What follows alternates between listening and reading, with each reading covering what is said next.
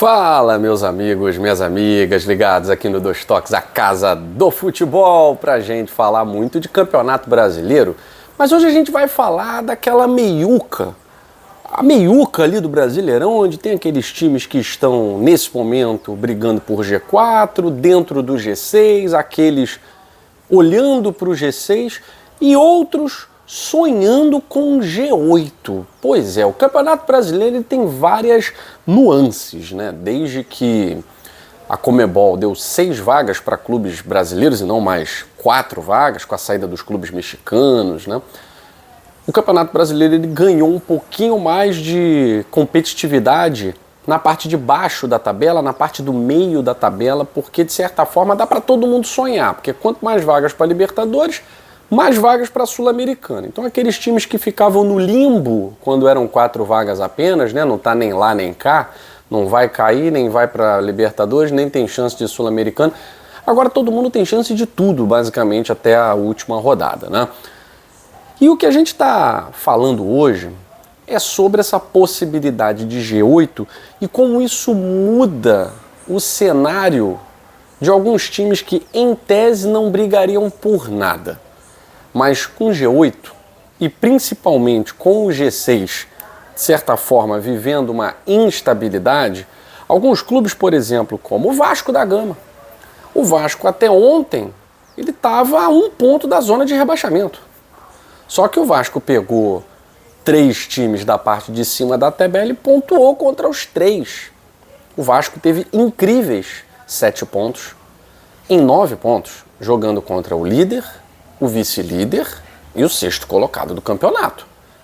O Vasco pegou um pelotão de elite e fez aquilo que poucos acreditavam, até mesmo torcedores vascaínos. Então, nesse momento, o Vasco pode sonhar com um G8. Dá para sonhar com um G8. Se a gente olhar para a tabela, o Vasco é o 12º colocado. Pô, tá longe, Guilherme. Tá longe, mas o Vasco tem 25 pontos. O Vasco tem, nesse momento, 25 pontos não. Pontuação, o Vasco tem 30 pontos, desculpa. 25 jogos. O Vasco tem 30 pontos. O Vasco está a 10 pontos do Bahia, que é 6º colocado.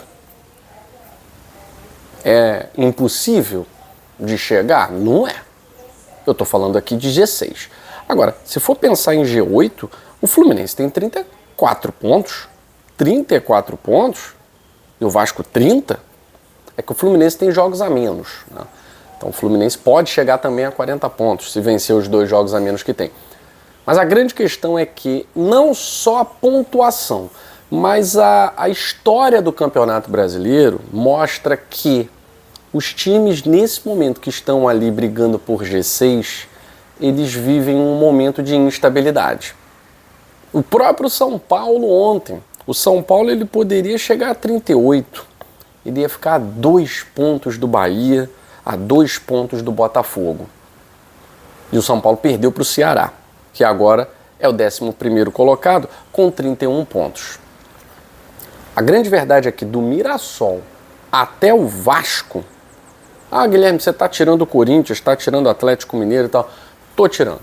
Tô tirando esses times porque em nenhum momento o Corinthians, o Atlético Mineiro, o Internacional, esses times demonstraram uma sequência positiva, uma seta para cima. Esses times não demonstraram capacidade na temporada de colocar uma setinha para cima e emendar uma sequência de vitórias, uma sequência positiva. O Vasco eu estou colocando muito por conta dessa seta para cima. O momento do Vasco é muito bom. E ele tem um jogo contra o Palmeiras agora. Esse jogo contra o Palmeiras, se o Vasco arrancar 1 ponto, por exemplo, a gente pode dizer que o Vasco da Gama está numa ascensão que pode lhe render frutos interessantes nesse Campeonato Brasileiro, tendo em vista que faltam ainda algumas rodadas, né? Faltam muitas rodadas. Agora vamos fazer uma análise aqui, começar pelo jogo de São Paulo e do Ceará. O Ceará venceu, foi a 31, São Paulo tem 35. O Ceará talvez não dê pra gente dizer que briga por G8 ou G6, Porque o Ceará ele faz um campeonato de estabilidade. A estabilidade do Ceará é exatamente essa. Vencer algumas partidas fora dos seus domínios, porque é um time que perde pontos dentro de casa para as equipes superiores.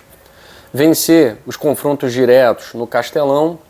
Então é um time que sabe usar o Castelão a seu favor, mas não é um time que tem uma arrancada. O Ceará em nenhum momento deu uma arrancada. A vibe do Ceará é essa, é estar ali entre os 10 primeiros. Então eu acho até que o Vasco, mesmo nesse momento estando atrás do Ceará, tem mais chances do que o Ceará, tá? O Bragantino com 32, eu sinceramente não consigo levar muita fé no Bragantino. Para vocês terem ideia, eu levo mais fé no Grêmio, que também tem 32 e tem problemas seríssimos, né? Problemas técnicos, problemas de elenco, do que no próprio Bragantino. Então, assim, até o 12º, eu acho que briga se rolar G8. E quando é que vai rolar G8? Quando pode rolar G8? Bom, simples. Se nós tivermos uma semifinal entre Flamengo e Palmeiras, já tem G7 de Libertadores da América. Ah, o Flamengo ficou fora para o Racing, ou o Palmeiras ficou fora para a LDU, mas um dos dois passou. Se o Flamengo ou o Palmeiras conquistarem a Libertadores da América, já há o G7. Se houver final brasileiro, o G7 já está certo. Na Copa do Brasil, se o Cruzeiro passar pelo Corinthians, não é nenhum absurdo. E o Fluminense passar pelo Vasco, também não é nenhum absurdo. Já há também G8 garantido. Caso Flamengo e Palmeiras vão à final da Libertadores ou um deles conquiste a Libertadores da América. Então há grandes possibilidades de um G8, seja pela via Copa do Brasil, seja pela via Libertadores da América. Sul-Americana pode ter G9, Guilherme? É improvável, porque o Atlético Mineiro teria que ser campeão da Sul-Americana, até aí tudo bem. Mas aí o Atlético Mineiro teria que estar entre os primeiros colocados e isso não vai acontecer. Acho muito difícil de acontecer que o Atlético Mineiro esteja entre os 6 primeiros colocados. Acho bem improvável pelo que o Galo vem jogando, né? Então esses times, Mirassol, Bahia, São Paulo, Fluminense, a briga por G4, eu acho que morre ali no Fluminense. Morre no Fluminense. O São Paulo vai brigar por G4 porque o São Paulo já está ali. O São Paulo já está ali. Ah, o momento com o Crespo é ruim, a vibe tá ruim. O trabalho do Crespo no São Paulo, ele meio que se repete, né? Por que o Crespo saiu de São Paulo? Porque ele batia num teto. O trabalho não tinha como sair dali. Ele chegava num limite, vinha uma decadência, depois tinha uma sequência de vitórias, batia no teto de novo. Isso vai acontecer novamente porque o elenco do São Paulo não fornece ao Hernan Crespo possibilidade de você ter uma arrancada fantástica. Não dá. O Hernan Crespo não faz milagre, ele é um bom técnico, mas não faz milagre. O Fluminense, que já tem elenco para brigar pelas primeiras posições, digo pelas 6 primeiras posições, 5, 4, forçando muito ali, com o Zubeldia, técnico novo, né, uma energia nova, já começou ganhando um clássico, quebrando um tabu aí de quase 3 anos, vencendo o Botafogo, eu acho possível. Eu acho que o Fluminense tem força, o Fluminense tem qualidade para brigar ali. Principalmente porque tem 2 jogos a menos, né? Então o Fluminense, se vencer os seus 2 jogos a menos, ele está a 2 pontos do Mirassol. Ele está com a mesma pontuação de Bahia e Botafogo, né? Isso tudo em tese, né? Porque o momento indica o Fluminense ali com 34 pontos na 8ª colocação. Mas eu acho que a briga por G4 para no Fluminense. A gente tem quem já está lá, o Mirassol, o Botafogo e o Bahia com a mesma pontuação, que tem um jogão amanhã na quarta-feira, definindo aí briga por posição. Né, se o Botafogo vai continuar na 5ª colocação, pode até pegar um G4, mas aí depende de tropeço do Mirassol. E o Bahia pode também pegar G4, dependendo do tropeço do Mirassol, ou tomar a posição do Botafogo no mínimo, né? E o Bahia tem uma pedra no sapato do Botafogo, né? São Paulo e Fluminense, briga por G6. Se tiver G8, aí quem está abaixo, Red Bull Bragantino, Grêmio, Ceará e Vasco, entram nessa briga porque já estão lá, mas eu boto mais Vasco e Grêmio, tá? Acho que Vasco e Grêmio têm mais condições de chegar do que Ceará e Red Bull Bragantino.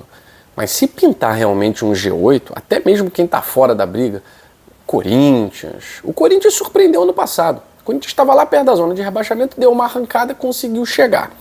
Agora o Atlético Mineiro está focado na Copa, o Internacional com um novo trabalho não indica melhora, O Santos vai brigar para não cair mesmo. E de resto, Juventude, Vitória e Fortaleza, acho que a briga é tentar se manter na Série A mesmo. Eu ainda acho o Fortaleza o time com mais possibilidades aqui dentro desse bolo, tá certo? Gostou da nossa análise da meiuca do Campeonato Brasileiro? O Campeonato Brasileiro parece que está decidido, né? Definido. Não, você tem o bloco de cima do título, tem o bloco da Libertadores e o bloco do nada. Só que com G8 muda tudo, né? Essa é a graça do Campeonato Brasileiro. Curtiu? Deixa o seu like, não esquece, se inscreva aqui no Dois Toques, a Casa do Futebol. E hoje às 19 horas nós vamos receber uma figuraça, Alves Tricolor, o cara dos reacts mais engraçados, tá bombando aí no YouTube, no Instagram, no TikTok. Alves Tricolor estará com a gente hoje no nosso podcast às 19 horas, tá certo? E ó, uma dica aqui do Dois Toques pra você. Quer ter facilidade na hora de fazer o seu Pix, sua transferência bancária, fazer um pagamento? O Jota é o aplicativo que te garante essa facilidade no WhatsApp. É a sua conta digital dentro do WhatsApp. Você faz essas transferências, faz operações financeiras sem abrir o aplicativo do banco com toda a segurança possível e facilidade, é claro. O link está aqui na descrição desse vídeo no Dois Toques, a Casa do Futebol.